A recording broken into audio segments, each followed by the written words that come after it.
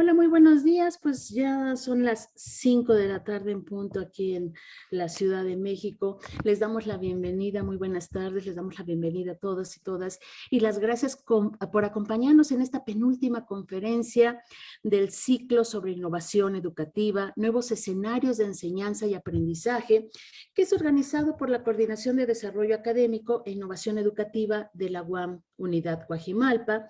Y como saben, el propósito de este ciclo de conferencias es que los participantes reflexionemos sobre los retos y los desafíos actuales que se tienen en este proceso educativo, que busquemos resignificar nuestra experiencia académica y en cierta manera que lo más importante siempre estemos accesibles, como lo hemos dicho, a aprender, desaprender y reaprender continuamente, ya que el proceso docente es dinámico y pues nunca realmente se va a detener. El día de hoy, como bien lo saben, nos acompaña el doctor en Educación e Innovación Tecnológica, Alejandro Bird Orozco. Él es académico e investigador en la Facultad de Estudios Superiores Acatlán de la UNAM y está a cargo actualmente de la coordinación académica del proyecto Universidad Pública en Naucalpan, en el Estado de México.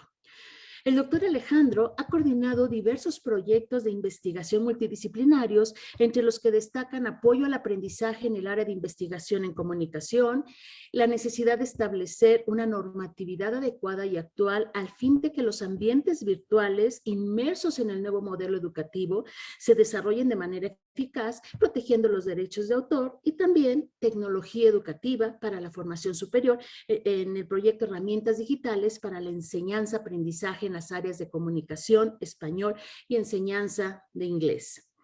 El doctor Alejandro mantiene una colaboración muy estrecha con instituciones académicas de prestigio como el Instituto Latinoamericano de Comunicación Educativa, el ILCE, y el Instituto Tecnológico de Estudios Superiores de Monterrey, para el diseño y la apertura de plataformas virtuales de aprendizaje.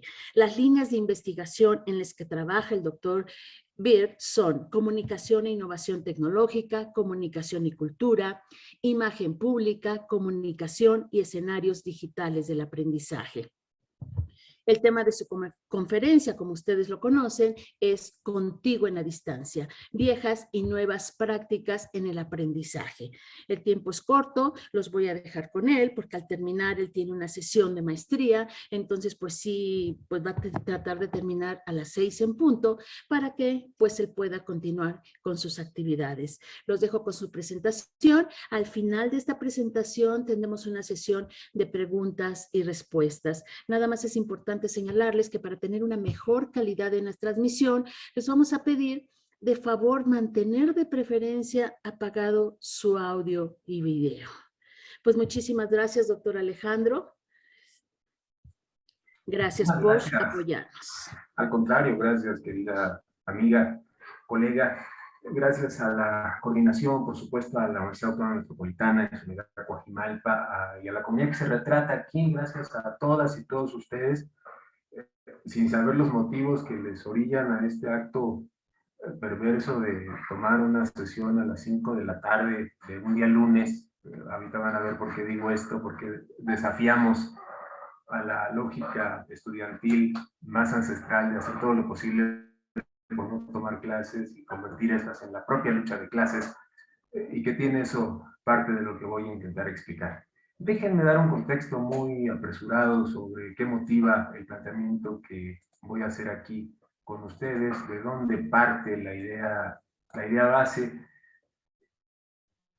Cuando arranca todo este asunto de la pandemia y nos toma pues a buena parte en una especie de fuera de lugar involuntario, empezaron las invitaciones para una especie de alarma exagerada, atender eso que se llamaba dar clases a distancia y salirnos del aula. Y yo empecé a escuchar una serie de lamentos sobre que se mataba la didáctica como la teníamos comprendida ahora, qué íbamos a hacer si nuestros estudiantes, nuestra comunidad, ya no poder verles, etcétera, etcétera, etcétera, etcétera. Y creo que ese lamento creció más que el tiempo que nos dimos para reflexionar sobre qué estábamos haciendo en realidad, si lo que hacíamos antes era algo de lo cual tuviéramos que estar orgullosas y orgullosos como docentes, o realmente teníamos que hacer una especie de rediseño completo tanto de nuestra persona como de nuestro ejercicio y de nuestra vocación. He estado en diversos foros respecto a este tema, parte de la pandemia, parte de mi propia vocación, el doctorado que hice tiene como raíz este tema, pero no he llegado a alguna conclusión determinante, no la he encontrado y me propuse para esta conversación con ustedes hacer una especie de digesto de lo que he conversado y de lo que he escuchado en otros lados con otras personas para ver si es posible que llenemos de sentido esto que para mí es un vacío, porque creo que no acabamos de descifrar el enigma de qué hay entre lo que estábamos haciendo, lo que hacemos ahora y lo que presuntamente haremos o harán quienes queden, porque con esto ya no se sabe, después con esta cuestión de enseñar o de aprender, que además no es lo mismo. El propósito está a su vista, ustedes son personas pensantes, inteligentes, no les voy a ofender leyendo, simplemente hago un parafraseo, pretendo que sea una conversación, ¿no? Machado dice en ese bello poema, golpe a golpe, verso a verso, para hacer camino, ¿no? Andar, andar para hacer camino. Entonces, bueno, conversar en lo posible, daré algún intro del tema y luego espero podamos abrir esto para ver si podemos llegar a esta cuestión del saber ser, que pareciera ser, por lo menos a nivel de discurso, a nivel ideal, el planteamiento de filosofía más profunda de los saberes, ¿no? Si no sé ser, ¿qué importa lo demás que sepa? ¿Qué importa si soy docto en tal o cual materia? Si como persona no se puede dar un centavo por mí, pues creo que lo que sepa no es un saber auténtico. Por eso mismo de un sujeto a la comunidad con la cual interactúa, o sea, no quedarse en la persona en sí, sino vincular eso con la comunidad. Y un punto que hemos trabajado, como decía Lisa en la presentación, en un proyecto de universidad novedoso me parece, porque quiere exactamente hacer eso, poder vincularnos de forma crítica y propositiva para liberarnos y encontrarnos, que solo nos encontramos cuando nos encontramos con las demás personas, ¿no? Y aquí me viene muy fácil a la memoria Octavio Paz, para que pueda ser el ser de otro. Como dice Lisa, el tiempo es un tirano, entonces vamos a hacer un diagnóstico emergente. Por favor, ayuden ustedes ahí desde sus propias trincheras, de sus aulas emergentes en casa, si están invadiendo un cuarto como yo, o están en un lugar de solaz excelente, ayúdenme a pensar a ver qué tan cerca o lejos estamos del diagnóstico, ¿no? Esta parafraseo de Monterroso, irreverente, por supuesto, me lleva a pensar, me acabo de vacunar y por eso lo digo también, voy a culpar a la vacuna de todos mis infortunios, la vacuna Cancino, no, qué bueno, tengo una especie de sueño permanente, estoy como dormitando todo el tiempo desde que me vacuné, pero mi temor es que si cuando pase el efecto, el ayer va a estar todavía. Y un ayer que voy a ponerlo aquí en términos de los espacios donde solemos interactuar, pues son los únicos, son los orientativos, solo ubíquense ahí. ¿Qué hacemos como procesos de aprendizaje en casa? ¿No? ¿Qué pasa ahora con esta revolución hacia adentro, donde de repente padres, abuelitas y demás figuras emergentes tienen que hacerla de ayudantes de profesor, no o de docente pues, pero sin salario alguno y con muchas quejas de qué es eso? A mí me reclama mucha gente porque estoy en un lugar donde se estudia esto, pero ¿cómo le hago? Porque no le entiendo y no quiere sentarse y se esconde y apaga la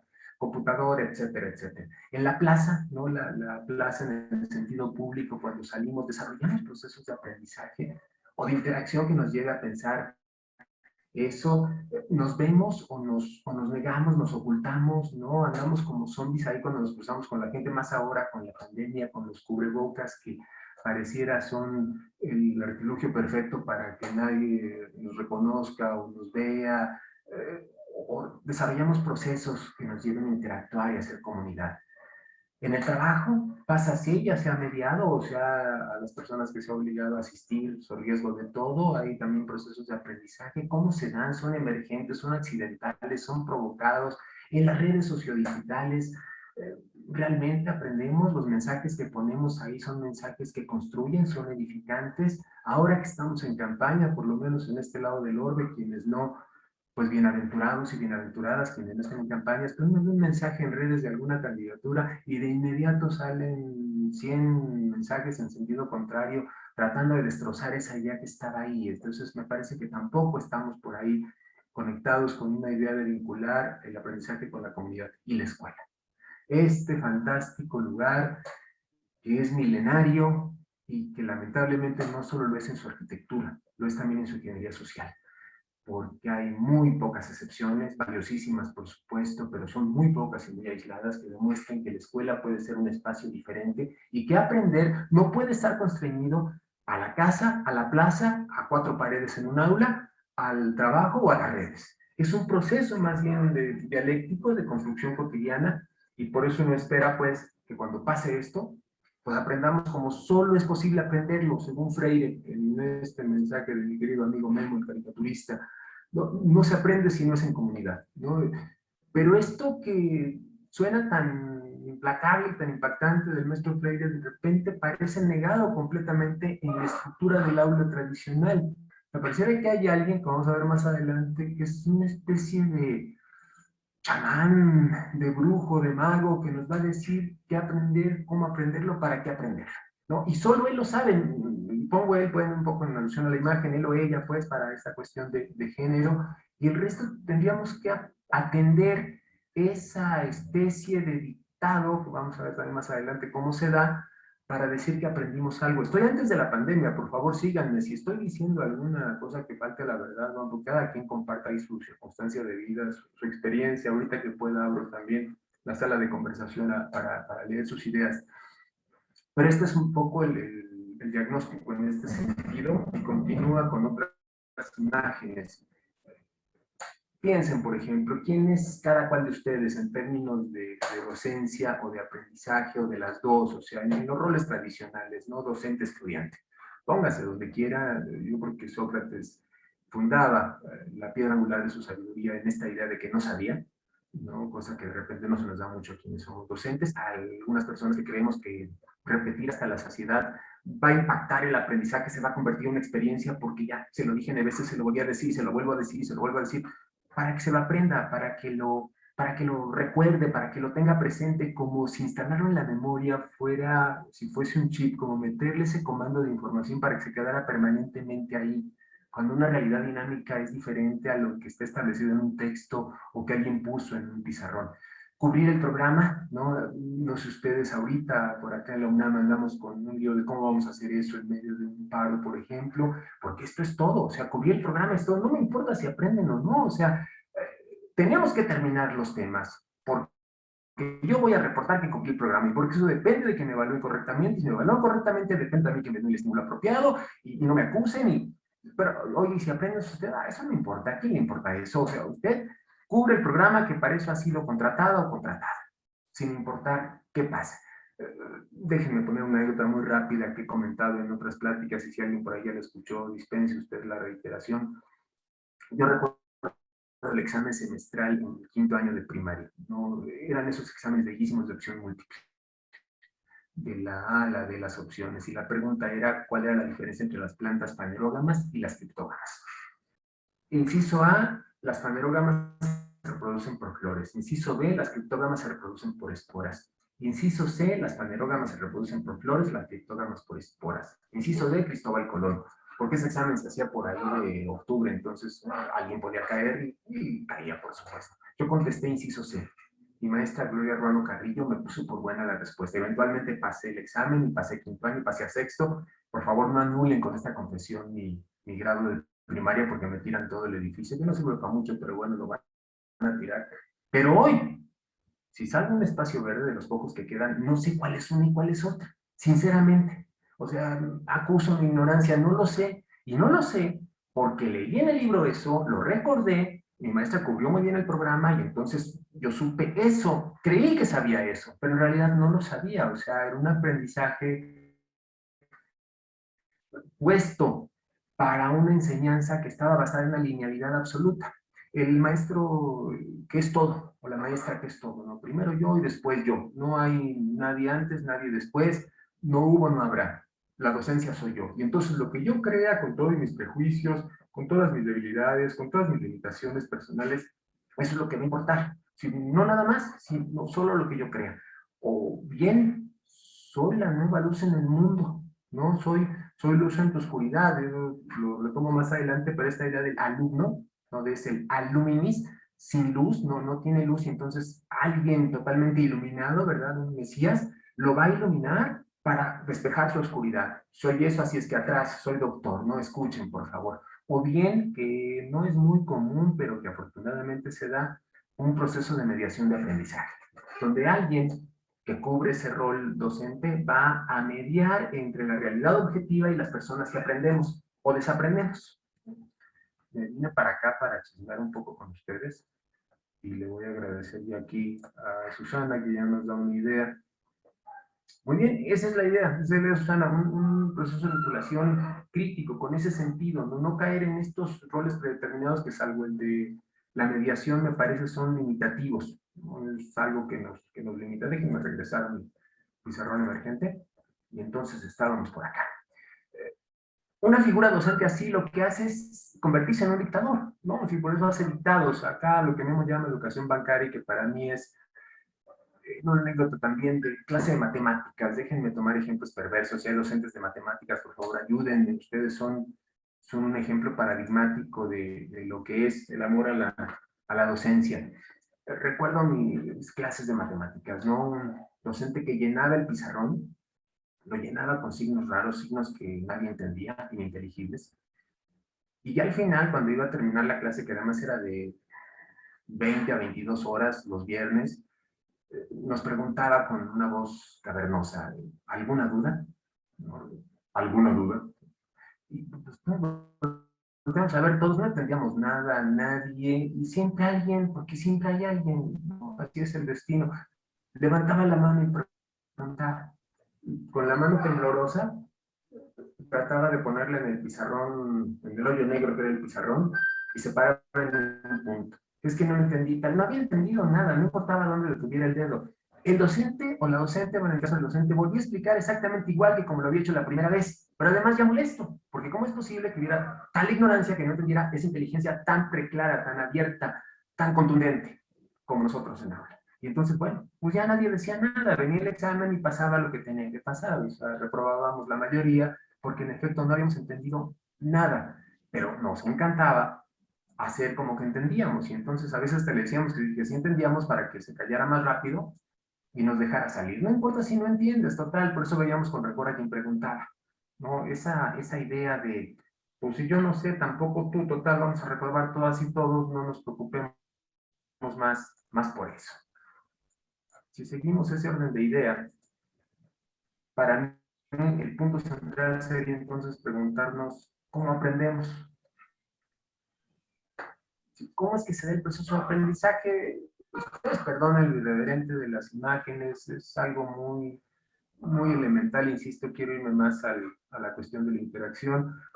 Un contacto constante con el entorno. Esa es una forma de aprendizaje basada en la empiria, a la que luego se agregan conocimientos sociotécnicos para intentar modificar una realidad, usar la tecnología en favor de esto, etcétera, etcétera, etcétera. Pero siempre es el sujeto con un objeto, por aprender la modificación de este para propiciar patrones de interacción distintos a los que se conoce, trabajar menos de forma física, automatizar más los procesos, hasta que esa relación con el entorno, que puede verse en principio en la relación del hombre con el fuego y los diversos insumos que tiene después, hasta que se sienta en un espacio donde pareciera ser que el mundo está ahí, a su vista, ¿no? En el ordenador. O sea, ya no tengo que ir a ningún lado, no tengo que ser ese hombre que recorrió el entorno, ahora el entorno viene a mí, basta que yo googlee, haga algo, cualquier duda ahí está. La docencia dejó de tener ese prestigio de él no sabe, pregúntale a él, ¿no? Él sabe eso. Ah, no me importa, es más, lo que está usted diciendo, ahorita mismo lo voy a buscar para corroborar que no sabe. Entonces se vuelven así, como almas de saberes transparentes, se filtran, ¿no? No se concentra, porque ya no es la conexión con mi mundo, lo directo posible que pueda ser esta. Es una relación mediada todo el tiempo, por eso también me llama mucho la atención, que decimos, es que hay que aprender a distancia, hay que aprender de forma mediada. Queridas y queridos colegas, nunca ha sido de otra forma.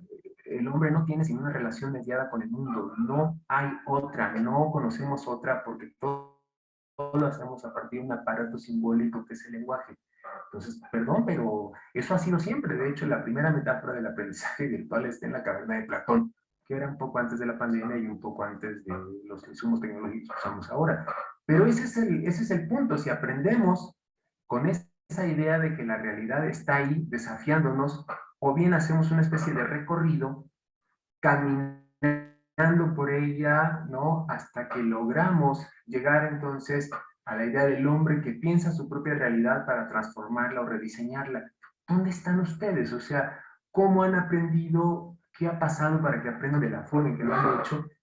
¿Y qué no ha pasado? ¿Qué podría haber sido diferente? Porque mi punto, el punto quizá más dramático de esta presentación para mí, es que no hemos desarrollado en sentido estricto procesos de aprendizaje como los que idealizo en el propósito de esta conversación.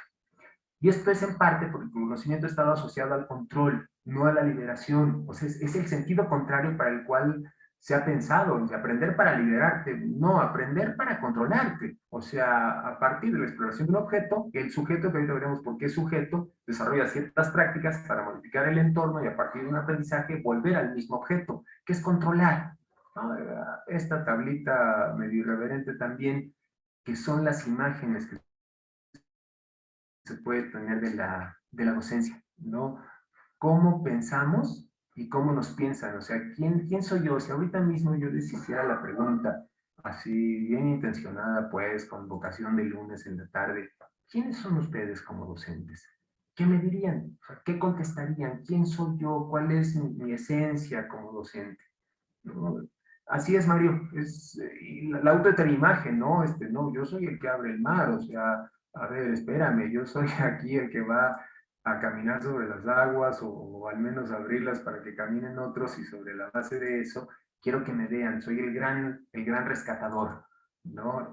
De personas a partir de un paradigma que tiende a estar asociado al control todo el tiempo. Y en esa idea me pregunto, pues, y les pregunto a ustedes, ¿no será en el fondo un tremendo acto de vanidad? O sea, ¿no es la docencia, yo acuse del eclesiastés, del hombre vanidad de vanidades? ¿No? Porque yo me veo, de las películas me retratan y digo, no, pues sí, era más bien aquí como el mismísimo maestro de la Sociedad de los Poetas Muertos, Mr. Keating, ¿no? Enseñando a mis estudiantes a ir a la realidad, a desafiarla a partir del Carpe Diem, de aprovecha tu día y vívelo al máximo. Pero mis amigos, ¿trabajas o das clase? ¿No?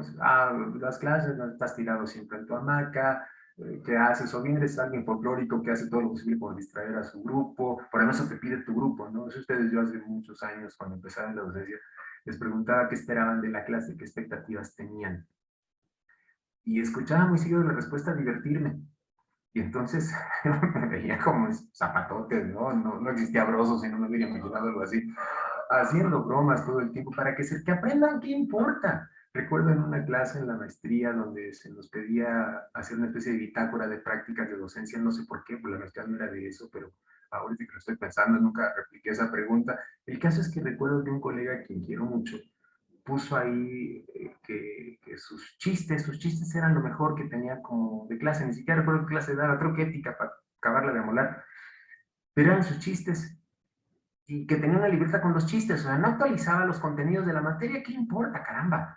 ¿No? Ahí está la ética nicomaquea, pues no es necesario, pero actualizaba los chistes, decía, para no verse extemporáneo con los chistes, ¿no? Y bueno, las horas de la evaluación, ¿no? Ustedes saben, donde se rompe el amor, el vínculo amoroso que desarrollamos durante un curso y a la hora de dar evaluaciones, no, pues ya no es tan bueno como yo creía porque nos está poniendo una nota baja, o es un tirano, pero hay que hacerle creer que es así como que lo mejor es un sabio, porque así lo ven en la sociedad, ¿no? En esta misma idea que replicaba ahí con Mario en el chat. O sea, es la cuestión incluso de cómo nos vemos nosotros. Y de hecho, si nos vemos, colegas, para mí el punto es ese, y cuando digo colegas abarco docentes y estudiantes, nos volteamos a mirar, nos hemos preguntado quiénes somos, por qué seguimos esta bellísima vocación. En algún tiempo tuve un cargo de funciones en la FES Acatlán, en EPE entonces, donde dirigía un departamento de educación y comunicación. Y recuerdo que había peticiones para involucrar a gente a docencia porque no encontraban trabajo en otra cosa. Entonces, que pues para ahí le diera un grupo, aunque sea para que diera clases. De verdad, yo era muy joven, pero ya sentí una especie de amor nuevo por la docencia y no entendía cómo alguien podía refugiarse en algo que podía ser un acto realmente de encuentro consigo mismo a partir de la docencia, pero así era, o sea, que trabaje en eso, ¿no? O bien mi amada abuela, en paz descanse, cuando le dije que iba a estudiar filosofía y letras, y me celebró mucho. Cuando llegó mi papá, también en paz descanse, le dijo a mi abuela muy orgullosa y le dijo, se va a morir de hambre, ¿no? O sea, en esta idea de una profesión sirves y te va a hacer ganar dinero, porque el que gana dinero es, y el que no gana dinero no es. Una sociedad que juega a que aparentes algo, pero seas otra cosa, o viceversa, ¿no? Y no estoy culpando a la sociedad o proyectando en ella, sino que nosotras y nosotros mismos, al momento de tomar una decisión vocacional como esta, solemos no pensar exactamente en qué la alimenta. Sobre todo por eso, porque nos hemos quedado como espíritus en el tiempo y en el espacio. Me digan, no la mueles, Alejandro, esa imagen es milenaria, ya no son las escuelas así, ya no estoy muy seguro. Eh, Pongan en su mente, bueno, pongan a su bellísimo plantel, el que sea, ¿no? Su casa, uno se enamora de su casa y la ve con ojos de amor, y los ojos de amor a veces no ven el fondo de los asuntos, pero véanla con esos mismos ojos de amor y vean su arquitectura.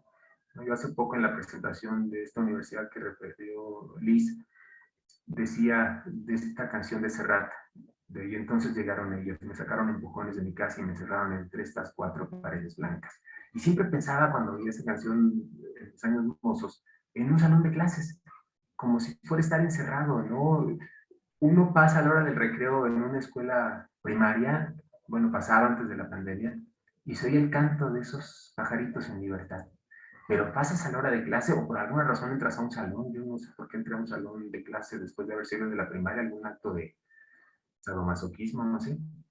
Entonces, todas y todos calladitos, calladitas, con ciertos rituales, ¿no? Algunos recuerdo que les pedía el docente o la docente en turno que saludaran a quien entraba. Bueno, eso me tocó como estudiante, ya me está traicionando la memoria, que teníamos que hacerle así cuando entrara una persona mayor al salón, hacerle así. Nunca supe qué significaba en la señalética nacional, no he encontrado una traducción de mover las manos así. Eran rituales como de saludo, y se me ha dicho que era como para fomentar el respeto. Mi opinión humilde, de humilde docente, es que eso fomentaba, no es una idea de milicia, o sea, de hacer soldaditas y soldaditos que aprendieran a obedecer órdenes, o sea, cuidado con decir algo contrario a lo que el docente estaba diciendo. Casi se escuchaba con voz más profunda que la del principio, que no podía haber dudas, ¿no? Porque esta es palabra de Dios, esta es palabra del docente, no se atreve usted a desafiarla, ¿cómo se le ocurre decir lo contrario? Y uno sabía que se ganaba muy fácil la antipatía de quien estaba al frente si decía que no estaba de acuerdo con lo que estaba diciendo. Entonces, como ahora, en cualquier instancia, en cualquier nivel, ¿no? Por eso es tan difícil que aprendamos en comunidad, porque casi siempre nos estamos negando, o sea, solemos simpatizar muy rápido con quienes están de acuerdo y ponernos del lado contrario con quienes no. Sí, soportar la diversidad es difícil, yo lo entiendo, pero es parte de un proceso que nos lleva a eso. O sea, tú simula, ¿no? Recuerdo una entrevista en radio, le preguntaban a la persona, ¿cómo le hace usted para, cuál es su fórmula para la felicidad? Y dice, pues yo le digo a toda la gente que sí. Y le dice el entrevistador, oiga, eso es poco ético, ¿no? Sí, tiene usted razón. O sea, entonces, no quieres problemas, dile a la gente que sí, o sea, no contrapuntes, no busques algo distinto. Si ya el docente te dijo que es así, ¿por qué tienes que buscar por tu cuenta que sea diferente? Pues eso es meterte en un mundo diverso, pero se llama universidad, ¿no es cierto? Y significa una y diversa. Y sin embargo, la mayoría de los protocolos van en sentido contrario a alimentar esa diversidad. En el fondo me parece más bien que la negamos. Pero esta idea de espíritus en el tiempo no solo aplica a las aulas de clase. ¿Por qué nos parecemos a las cárceles y a los hospitales, digan ustedes? ¿Por qué nos parecemos tanto? Porque es una arquitectura de control. No, me digan, oye, pero en la cárcel alguien cometió un delito y vaya a pagar su delito. Yo estaría de acuerdo con eso, con algunas excepciones en la legislación mexicana y en su aplicación, por ejemplo.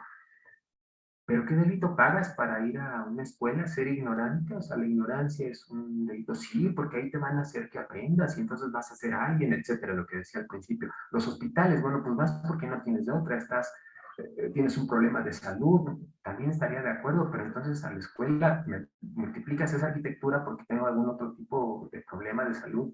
Me lleva mucho esta idea qué es el aprendizaje según Freud y qué es según Freire, ¿no? Freud dice que es un acto sadomasoquista, donde quien ejerce la docencia es la persona sádica y quien intenta aprender es la persona masoquista. Porque solo un sádico le gusta que alguien padezca aprendiendo sobre una zona dolorosa y de martirologio, y solo un masoquista disfruta eso. Sí, ¿por qué, bueno, dice Manolito, no hacerlo esto a un cliente cuando lo reprueban varias veces y dice, pues, la maestra me volvió a poner 0, eso no se le hace a un cliente porque he venido mucho, ¿no? Y uno dice, bueno, pues sí, algo se le va a pegar si viene seguido, existen aves que cruzan el pantano y sí se manchan, entonces aunque no sepa nada, como aquí le vi todo el semestre, pues voy a poner nota probatoria, pero además es muy molesta esta persona y me va a estar diciendo que por qué no le pasé, entonces la paso, vámonos ya al grado siguiente. ¿Para qué me entretengo en cuidar esas minucias? Sé que no es el caso de ustedes, sé que estoy hablando del retrato terrorista de la docencia, que ustedes son almas con vocación, pero si alguna vez han visto alguna de estas estampas, acompáñenme en la reflexión, insisto, es parte nada más de una idea diagnóstica de por qué en efecto la docencia puede ser más de lo que nos dicen que es y puede alimentar otro tipo de ideas de arquitecturas. Decía el sujeto. Un sujeto es alguien atado, ¿no? No vamos a buscarle ahorita muchos diccionarios, si está sujeto, está atado. ¿A qué estamos atados? Primero a una suerte de adicción. Adicción, por favor, en el sentido más literal de la palabra, o sea, sin habla. ¿No? ¿Qué hace un adicto? Deja de hablar. Con una política, no hace política, una social no interactúa, un adicto deja de hablar, empieza a hablar con sus propios fantasmas. O sea, ¿cuál comunidad, cuál interacción? Nada. Es lo que me hace ser adicto. Puedo ser adicto a la tecnología, al trabajo, a las conversaciones con mis colegas, al alcohol, a las drogas, para fomentar con esa no habla procesos de memoria. Me encanta la definición de Galeano, por ejemplo, al inicio del libro de los abrazos, que dice que recordar es volver a pasar por el corazón, de latín recordis. El problema es lo que recuerdo. O sea, cuando yo estoy sujeto a una historia terrible de persecuciones, pues es que me bulleaban, es que me golpeaban, es que la maestra, es que el maestro, es que no se le entiende, es que es confuso, etcétera. Cuando mi presente se convierte en mi espejo retrovisor, la adicción se fortalece, sigo sin hablar, entonces empiezo a negar. La negación se vuelve mi patrón de comportamiento. Recuerden que se trata de patrones de que me hacen estar sujeto, que no me dejan liberarme. Y la negación me lleva a establecer prejuicios, estigmas sobre lo que son las demás personas, sobre lo que soy yo mismo, si acaso yo a preguntármelo. Y eso me lleva al fenómeno de fenómenos, para mi gusto, en el aprendizaje. Escribí algunas líneas sobre ello hace un par de años, que es la codependencia. O sea, si mi maestra es una buena maestra, yo seré un buen estudiante. Si mi maestro es un buen maestro, yo seré un buen estudiante. Y si es mala o es malo, yo seré, bueno, malo. Perdón, no tiene nada que ver. No sé ustedes, yo aprendí extraordinarias cuestiones de mis peores docentes en ambos géneros, o sea, fue un aprendizaje brutal, porque había una cierta predisposición para aprender. Pero tampoco lo hice teniendo excelentes personas en el aula o a distancia, o sea, desperdicié el tiempo, está dando clase, pero es a distancia, entonces, después leo de qué se trata, o sea, yo no estaba vinculado con eso, y eso lo que hizo fue alimentar roles inmaduros de uno o de otro lado. Alguien hacía como que me iba a enseñar, yo hacía como que iba a aprender, y entre héroes, villanos y víctimas, como dice Cartman, que son los roles inmaduros, se nos iba la vida, ¿no? Todo héroe necesita una víctima por quien defender, todo villano necesita a alguien a quien victimizar, etcétera. Reproduciendo estos roles sin asumir la responsabilidad de que el aprendizaje pasa sí, solo sí, tenemos disposición a que pase, porque esa es la única manera de encontrarnos en esa utopía que cité al principio y que, como bien dice Galeano, sirve para caminar. Yo camino 3 pasos y ella se aleja 3 pasos, pero para eso sirve, para caminar. Quizá nunca llegue, pero la acción de hacer comunidad a partir del aprendizaje pasa sí, solo si estoy dispuesto a tener una identidad como persona, a reconocerme como el sujeto que soy, ¿no? Con esa limitación de estar sujeto al menos a un código que es el que me permite interactuar. Por ejemplo, estoy hablando en español en esta fusión porque es el código en el que compartimos. Pues si quisiera hablar en inglés, no, espérate, porque a lo mejor no entendemos todos, o en latín menos, etcétera. Aceptar mi propia circunstancia de vida, ¿no? O sea, no ver el aprendizaje como un exorcismo, como una realización en sí, sino a la persona que se acerca con lo que es esa persona, que se reconoce a través de un proceso de autoevaluación, cuáles son mis fallas, qué puedo aprender, para entonces poder restaurarlas reparar esos procesos y extenderme, entonces sí, a esa idea de comunidad. Para llegar a esto que denominé de forma también muy apresurada la ecuación del ser, la ecuación en el sentido de igualdad, porque si no conozco para aprender y para comunicar, o no comunico para aprender y conocer, o no aprendo para conocer y comunicar, no pasa. O sea, si no se da una, no se dan las otras dos. Son interdependientes, son dialécticas. Y esta relación es la única que justifica que yo pueda aprender o dejar de hacerlo con o sin tecnología. ¿Me siguen? O sea, ¿de dónde viene la nostalgia de que no estamos en las aulas, de que no podemos interactuar ahí? ¿Cuántos procesos exitosos recuerdan ustedes en las aulas y cuántos no? O dicho de otra manera, ¿cómo traslado las buenas prácticas de las excelentes personas en docencia que tuve a esta idea de estar en la plataforma viendo una cámara cuando la veo o tratando de ver la imagen de quienes puedo ver ahí en pantalla o los nombres de las personas para sentir que estamos ahí? ¿Cuántas veces en aula no hicimos muchas veces eso de aparentar poner atención sin ponerla, o bien que el ritual de aprendizaje se terminara cuando terminaba la clase?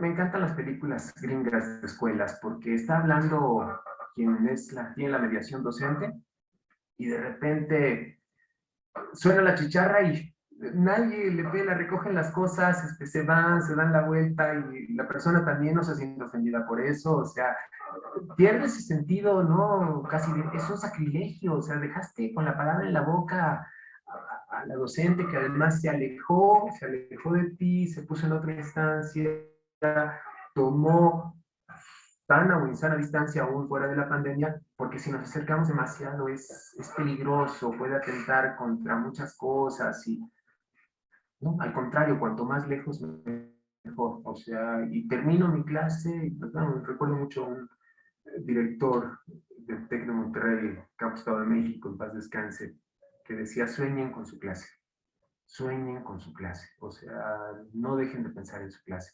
Y creo que tenía mucha razón. O sea, cuando uno empieza a imaginar cómo hacerlo diferente, qué puede funcionar, ya no en función de sí mismo, sino de las personas con las que interactúa. Esa aproximación ya es una aproximación solidaria y es cultural. O sea, ya intento estar cerca, allá. Yo extraño ahorita, por ejemplo, lo que podría ser un auditorio y que estuviésemos ahí, pero ¿qué es lo que extraño de eso?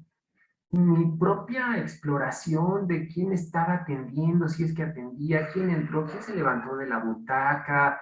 No estoy seguro, colega, sinceramente no estoy seguro. O sea, le estoy hablando a una cámara, pero ustedes están ahí, es una idea que tengo, por lo menos quiero creer en eso, que estamos haciendo una especie de pacto de atención. Pero si yo intento hacer una mediación como si estuviera en el auditorio con la plataforma, aquí no va a funcionar. Hace mucho no doy clase en aula, doy clase en plataforma, mucho antes de la pandemia, hace mucho tiempo, por una impronta que he contado en otras ocasiones, que me regresó de un viaje a Finlandia a presentar un paper de la tesis doctoral que entonces hacía. Y ahí se me dijo que las clases no se daban en aula, que se daban afuera. Imagínense la sorpresa para un nativo didáctico como yo. Y entendí por qué era eso. Entendí porque solo aprendías cuando intentabas poner en práctica aquello en lo cual creías como un precepto de aprendizaje. Pero que si yo, como mediador docente, no generaba las situaciones de aprendizaje para que eso pasara, eso no iba a pasar por un acto de buena voluntad de alguien, porque fue un estudiante avanzada o avanzado. No iba a pasar por eso, iba a pasar porque la didáctica que estaba presupuesta en esa situación de aprendizaje llevaba hacia allá y ni siquiera eso me lo garantizaba. Uno firma actas, entrega calificaciones y se olvida y de repente ya no te saludan en el patio porque ya no les estás dando clase. No, o sea, ahí se pierde, pero entonces me saludaba porque le daba clase. Sí, querida profesora o querido profesor, pero eso no significa nada más que había una especie de contrato mediando ahí para jóvenes que también están huyendo de sí mismas o de sí mismos como usted, que también están habitados por fantasmas como usted y que están tratando de encontrar una identidad en medio de un caos que apunta como a no encontrarla, porque cada vez que me busco me encuentro menos. Por eso es una ecuación. O sea, si no vinculo, si no hago vinculantes esos tres elementos, sencillamente no pasará, como se decía en las prédicas de los 70. Y aquí, como buen docente, o como mal docente, para sus mercedes, pues dejo la tarea. O sea, No lo he contestado, lo dije al principio, por favor no me acusen de falta de falta a la palabra, de no honrar la palabra. Me lo he preguntado, he hecho un par de ensayos, yo no lo he podido contestar todavía.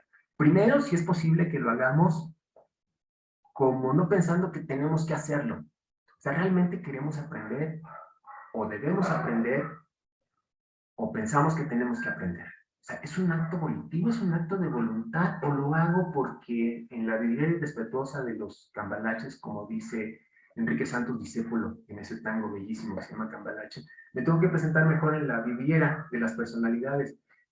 Es docente, es docente.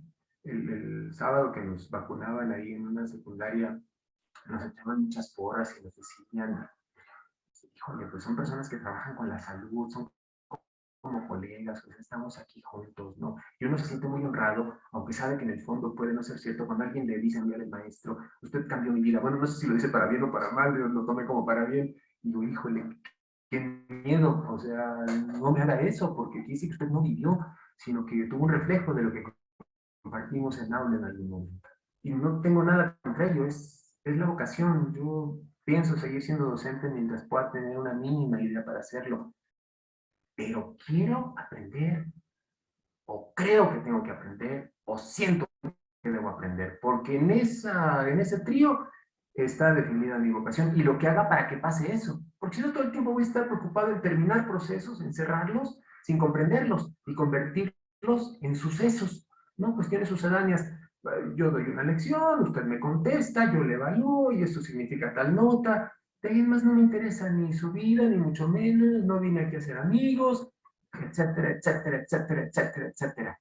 Y ni siquiera sé quién era o quién soy ahora o cómo me cambió incluso una mirada en un aula, un saludo, un abrazo, oye, ¿cómo está usted y cómo está su familia? Oiga, siento el duelo de la muerte de su padre, le voy a abrazar. Hace poco ponía en el Facebook un mensaje con tono de lamento, que antes entraba para ver cómo estaban mis grupos, y es cierto, ¿no? En medio de la lucha de clases tengo los grupos en Facebook por alguna idea que me ha dejado que es más interactiva, amistosa y pegada a gustos y costumbres de mis estudiantes que las otras plataformas que uso. Y entonces me iba directo a la clase, pero de repente me encontraba mensajes, felicitaba a alguien por su cumpleaños y ahora me encuentro un obituario, o sea, es terrible una impotencia de, si algo me lo dicen en habla, a lo mejor sí le puedo dar ese abrazo, ¿no? Y escribía yo que extendía los brazos a la pantalla a ver si podía hacerle sentir el abrazo y usaba algún lugar común como en paz de Dios o algo así. Pero eso no cambió una realidad, la persona perdió a su ser querido, pero estábamos aquí en esta mediación. ¿Cómo le hago para que pudiésemos trasladar esa idea que teníamos de poder decirle de frente, estoy con usted, y que lo sienta realmente, no que sea solo un lugar común o una cortesía de momento? Y entonces, ¿qué tendríamos que hacer? ¿Quiénes? ¿Cómo, cuándo y para qué? ¿Y con qué? Para que pase eso, para despertar ese etos pedagógico, esa idea de querer aprender, o no queremos aprender. O sea, el punto es, pues esto está montado en un juego de meritocracia, para que cada quien haga lo que se le ocurra que pueda hacer con eso, y el aprendizaje, bien, gracias, aquí en su diploma dice que usted es licenciado, maestro, doctor en esto, su historia, lo que recorrió no importa, es usted un fantasma en el tiempo también, y se convierte en un espíritu en tránsito, así es que olvide eso, ejerza, usted dice que es doctor en esto, no, pues ándele, cúrenos la ignorancia. Ese es para mí el punto y por eso la tarea para sus almas pedagógicas va a ser un ensayo de 15 cuartillas para mañana, donde me van a decir cuál es su etos pedagógico. No, no es cierto. Antes de que se desconecten invocando a mi madre, no es cierto, pues es que sí, solo sí, si lo hacemos a través de un proceso de comunicación, no importa qué medio usemos, qué soporte para aprender, qué maneras, en el fondo es que esas maneras, esas formas estén directamente conectadas con el etos pedagógico de las y los estudiantes que nos hacen el favor de estar en un espacio como lo hacen ustedes ahorita conmigo aquí, en esta plataforma, donde llego al tope de tiempo que tenía destinado para extender este diagnóstico, que ya sé que no es así como el más optimista, pero ya documenté mis angustias. Ahora estoy a sus órdenes. Muchas gracias, doctor. Interesantes reflexiones. Pues vamos a las preguntas. No sé si alguien tiene alguna pregunta o en el chat si nos los pueden dar para que aprovechemos rápido estos 15 minutos que tenemos con el doctor. ¿Alguien?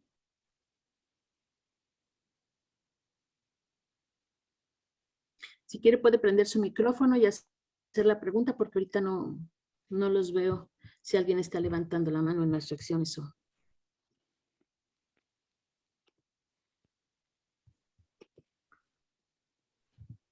José, Bueno, me parece... ¿puedo participar? Adelante, por favor. Muchas gracias. Híjole, creo que por ahí mi mascota está de inoportuno. Espero que no vicie mucho la charla. Pues yo quiero agradecer la oportunidad, como manifesté al inicio, agradecerle al doctor por su participación. Y respecto a esa parte el docente que somos, fíjese que a partir del año pasado, bueno, más bien desde el año pasado, pues creo que todos hemos acumulado muchas experiencias positivas, negativas. El otro día platicaba con mi hermano, que es responsable de un centro educativo, y le decía que una parte de mí estaba molesta por el trabajo con los chicos que no era valorado. Fíjese que en marzo del año pasado, cuando nos sorprende la pandemia, creo yo que lo que hicimos fue, como institución, fueron intentos desesperados por mantener ocupados a los alumnos. No les estábamos enseñando. La realidad es que los saturamos de trabajo. El problema es que en esa saturación, quizá demeritamos un poco el trabajo de algún compañero o compañera, pues que sí había planeado sus clases, sus actividades, pero el alumno saturado de trabajo pues no lo había hecho, ¿no? También habíamos descubierto que las redes sociales, el muro de Facebook era más bien el muro de los lamentos. ¿Por qué? Bueno, pues porque en las clases los chavos no podían. Yo me desempeño en el nivel medio superior, acá en el Estado de Hidalgo, desde donde les mando un saludo cordial a todos y a todas. Entonces, resulta ser que el alumno pues no podía participar, tenía que trabajar, no tenía los recursos, la infraestructura, la conexión a internet, pero cada hora publicaba cosas nuevas en Facebook, o quizá menos, ¿no? Entonces, con todo esto, llega el mes de junio, se termina el ciclo escolar y de pronto nuestras autoridades toman la decisión de que todos aprueban. Eso es algo que yo cargo desde hace un año y que espero pronto. Sé que no puedo seguir con ese cargo porque no me va a dejar avanzar. Sin embargo, en esta charla que tuve con mi hermano, le dije, bueno, ¿y para qué?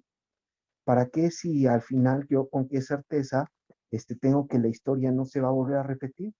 Y al contrario, va a ser peor para mí porque me voy a enojar doble, ¿no? Al tener muchachos que son completamente ausentes. En esta pandemia también hemos hablado de lo socioemocional, que yo rescato mucho, pero que de verdad tenemos alumnos que hay que ayudarlos pues, porque están tristes. Y yo me pregunto, que mis jefes también me preguntan, oye, Fernando, ¿cómo estás hoy? ¿Cómo te sientes? ¿Tienes ganas de trabajar? Bueno, les estamos enseñando de verdad a afrontar los problemas, a sobresalir en esas situaciones. Es algo que a mí me afecta mucho. Sin embargo, pues también me da muchísimo gusto y es un privilegio ver a estudiantes que me han demostrado en este año y medio que soy capaz de desarrollar actividades con las que es posible aprender a distancia, ¿no? El hecho de diseñar un proceso educativo y ver cómo hay estudiantes que lo complementan y sobrepasan las expectativas, ese es el mayor valor que yo encuentro de toda esta experiencia, ¿no? Y yo agradezco mucho a esos estudiantes que me han enseñado que soy capaz de ello y que no soy tan malo, ¿no? Y entonces pensar que esta parte educativa, que no tiene que ser por qué ser tan lúgubre, aunque como bien sabemos, creo que todos hemos perdido a alguien, lamentablemente.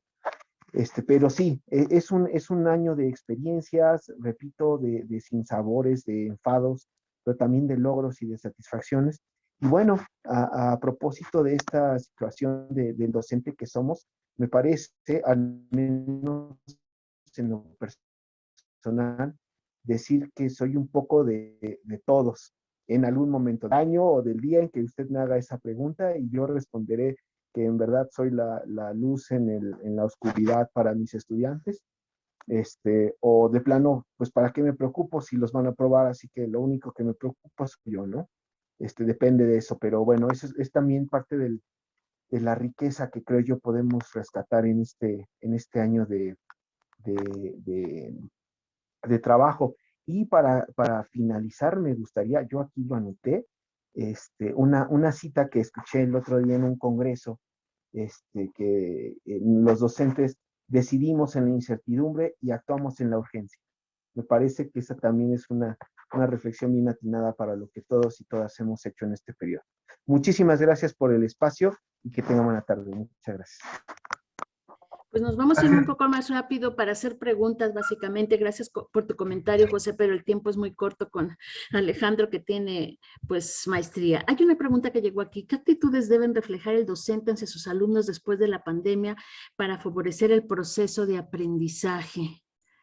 ¿Quién soy? Más o menos ahí, Alex. Gracias, querida Alicia. Le contestamos a Ale Galicia. Primero, ser lo que es, Ale. O sea, a veces pensamos que hay que imponernos, como en la tragedia griega, una máscara, ¿no? Mi vida está destrozada, y llego al aula, pero sonrío como el payaso de la ópera. No ríe, payaso, ríe, porque vinieron a verte reír. Tú no puedes llorar. No, manifestar lo que sentimos, lo que somos. O sea, e insisto, más que el deber y querer.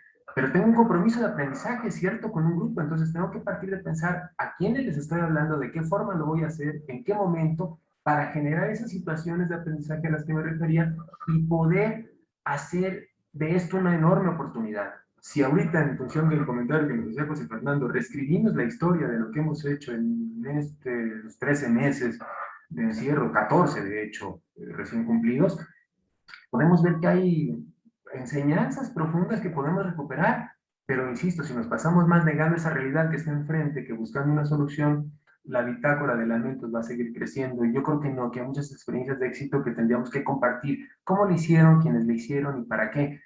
Y eso pasa siempre por un querer hacer más que por un deber hacer. Ale, es mi punto. ¿Algunas estrategias para fomentar tácticas innovadoras, Alex? ¿Cómo no? Fíjate que es una pregunta recurrente en congresos, mi querida Liz. Hace poquito escribí un ensayo sobre modelos de aprendizaje de innovación y la conclusión es esta. Es más innovador cuando se pega a la realidad inmediata de quienes aprenden y es menos innovador cuando se aleja de esta. Cuando yo parto de un esquema preconcebido, porque así he dado esa clase hace 40 años, no voy a innovar nada, me voy a repetir como ese primer rol que ponía de la sujeción docente, repetir, repetir, repetir. Si yo voy a innovar, tengo que partir de empezar a preguntarles a ellas y ellos sobre lo que está marcado que aprendan, sobre esos objetivos de aprendizaje que yo ya tengo, que tengo ahí preconcebidos, pero que no tengo determinados completamente, cómo interactúo a partir de donde ellas y ellos están, para que incidan en esa realidad. Les dejo hacer ellos las preguntas y les pongo escenarios para contestarlas, pero no hago yo las preguntas ni doy las respuestas como buenas de forma predeterminada. Eso es innovación, lo que llamamos aula invertido en algún sentido. A ver, ahora vamos a aprender desde los usos y costumbres y las prácticas de la comunidad que aprende para que quien ejerce la docencia se convierta también en parte de esa comunidad de aprendizaje y no en el iluminador de la misma. Esto nos hace más solidarios y nos aproxima.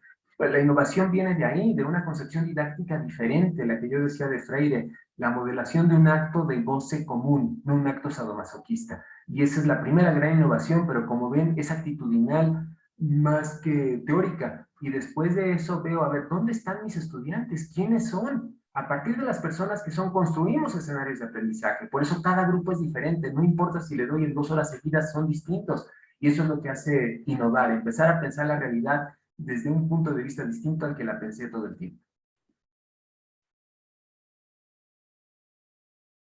Joel, tenías levantada la mano. ¿Puedes hacer la pregunta que sea muy Sí, sí, concreta, claro. por favor?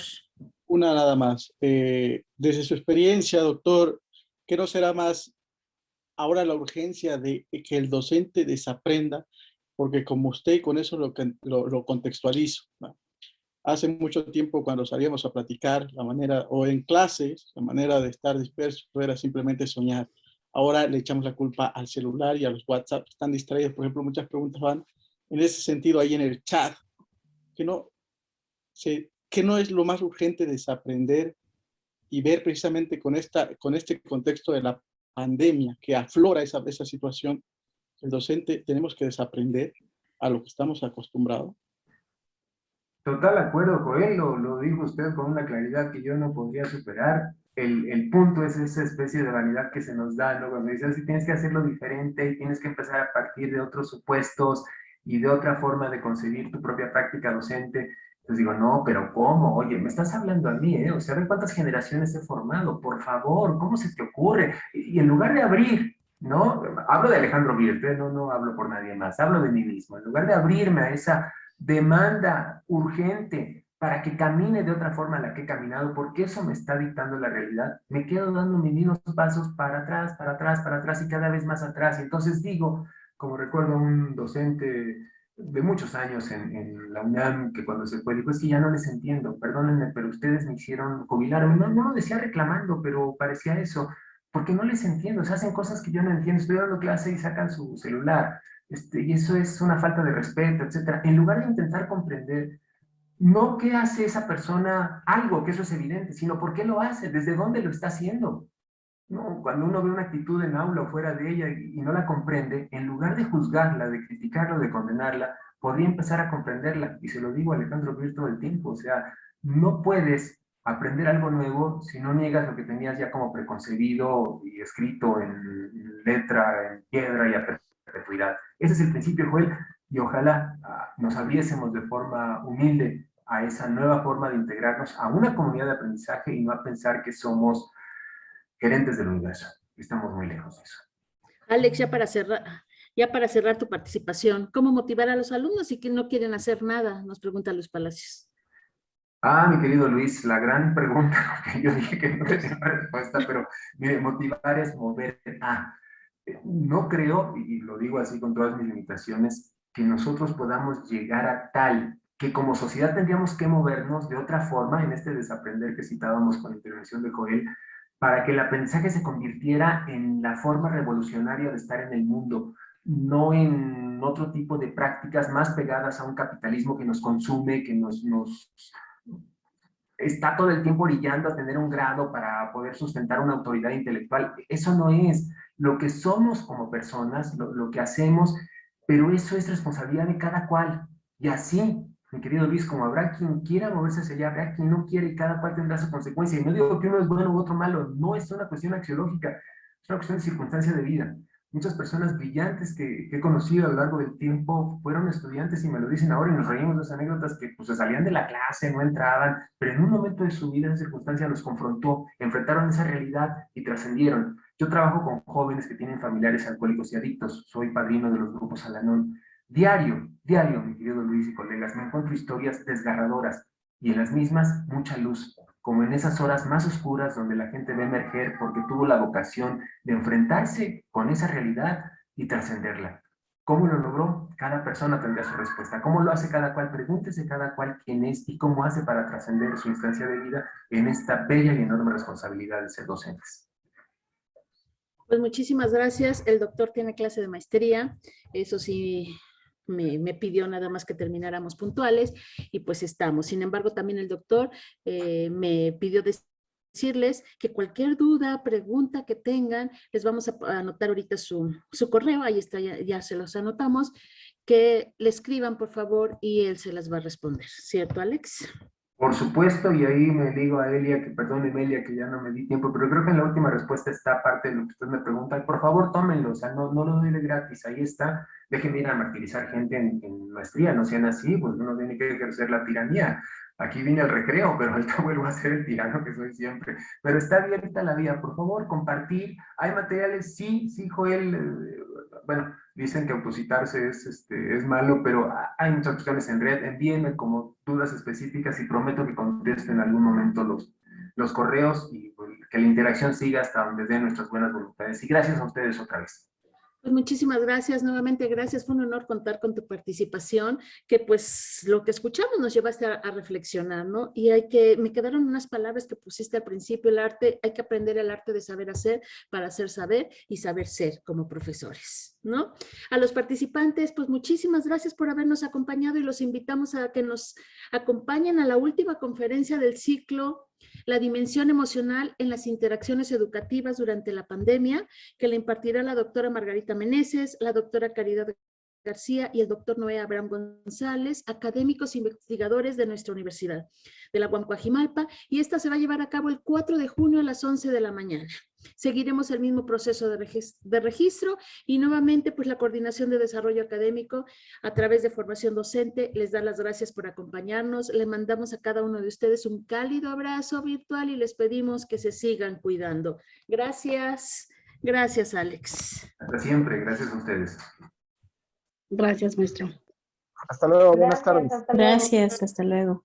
Adiós. Gracias, excelente tarde. Adiós. Muchas Bye. gracias, hasta luego. Bye. Adiós, adiós. Gracias, Alex. Bye.